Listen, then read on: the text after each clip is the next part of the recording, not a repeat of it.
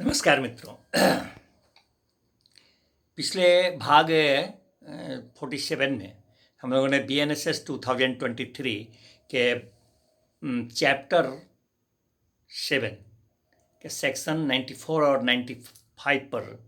चर्चा किया था, जो आदेशिका से ही संबंधित है, जो किसी वस्तु दस्तावेज को न्यायालय में, किसी पत्र को न्यायालय में पेश कराने के लिए, कैसे विवश करने के लिए, उस संदर्भ में हम लोगों ने समन के से संबंधित बातें की थी। उसी अनुक्रम में आज हम लेकर आए हैं सेक्शन 96। सेक्शन 96 BNSS 2023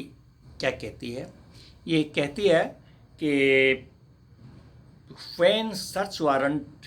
में भी इशूड, कब सर्च वारंट जारी किया जा सकता है।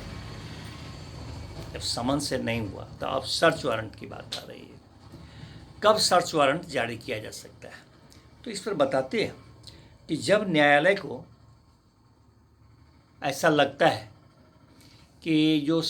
पिछले सेक्शन 94 के तहत जो समन जारी किया गया था अथवा जो आदेश जारी किया गया था, या सेक्शन 95 में जो अपेक्षा की गई थी किसी व्यक्ति से कि वह दस्तावेज, वह वस्तु या अथवा पत्र को वह पेश करेगा, वह ऐसा नहीं करेगा। जब न्यायालय को ये लगता है कि वह ऐसा नहीं करेगा अथवा नहीं करेगा अथवा नहीं करे, जब ऐसा न्यायालय को लगता है तो इस परिस्थिति में अथवा दूसरी परिस्थिति कि जब न्यायालय को ये ज्ञात नहीं है कि वो वस्तु, वो दस्तावेज, वो पत्र किस व्यक्ति के पास है, किस व्यक्ति के कब्जे में है, जब न्यायालय को ही ज्ञात नहीं है कि वो दस्तावेज, वो वस्तु, वो क्या कहते हैं कि पत्र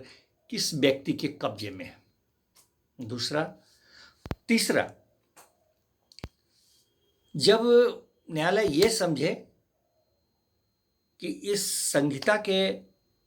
जो अधीन जो जांच हैं, जो विचारण है या जो अन्य कार्यवाही है, उसके प्रयोजन की पूर्ति साधारण तलाशी या निरीक्षण से ही हो सकता है, तो ऐसे में न्यायालय तलाशी वारंट जारी कर देती है। जब न्यायालय को ये लगे कि इस संहिता के अधीन जो जांच है, जो विचारण है या अन्य कोई कार्यवाही है, उसके प्रयोजन की पूर्ति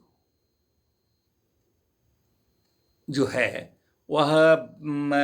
साधारण तलाशी अथवा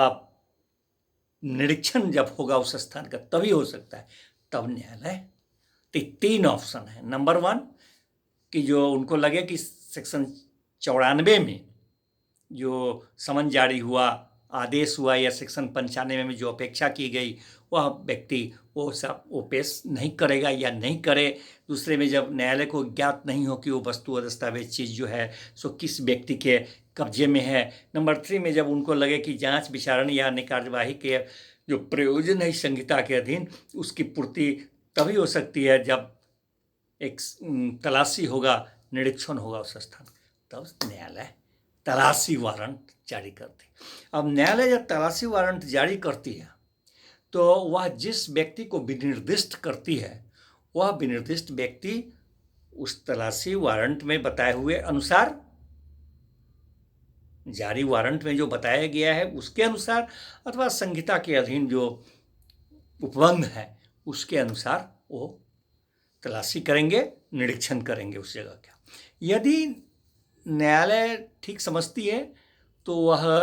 उस जो वारंट, तलाशी वारंट जारी करती है, उसमें ये विनिर्दिष्ट करती है कि जिस स्थान का तलाशी लेना है उसके किसी विशिष्ट स्थान को वह विनिर्दिष्ट कर देती कि उसी विशिष्ट स्थान, उस स्थान के विशिष्ट भाग का ही तलाशी लिया जाए, निरीक्षण किया जाए। तो फिर वैसे में जो उस वारंट को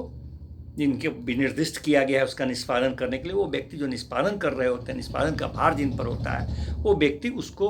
उसी अनुरूप, उसी हिसाब से अनुकूल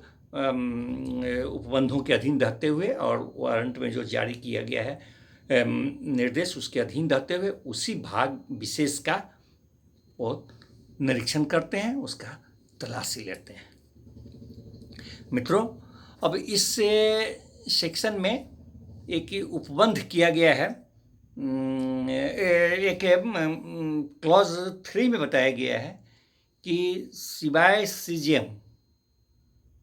अथवा डीएम साहब हों, डिस्ट्रिक्ट मजिस्ट्रेट, अथवा सीजेएम साहब हों, इनके अलावा अन्य कोई भी व्यक्ति को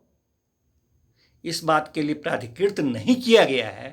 कि अगर कोई पत्र है, पार्सल है, दस्तावेज है, किसी डाक अधिकारी के अभिरक्षा में है तो उसके लिए वारंट जारी करें। अर्थात डीएम साहब और सीजीएम साहब को ही प्राधिकृत किया गया है डाक पदाधिकारी के अभिरक्षा में अगर कुछ कोई दस्तावेज अथवा कोई वस्तु, कोई पार्सल, कोई पत्र है तो उसको प्राप्त करने के लिए, पेश करवाने के लिए क्या कहते हैं कि वारंट जारी किया जाए, अन्यथा और किसी को नहीं है। मित्रों, फिर मिलते हैं अगले भाग में, अगले सेक्शन पर। तब तक के लिए आज्ञा।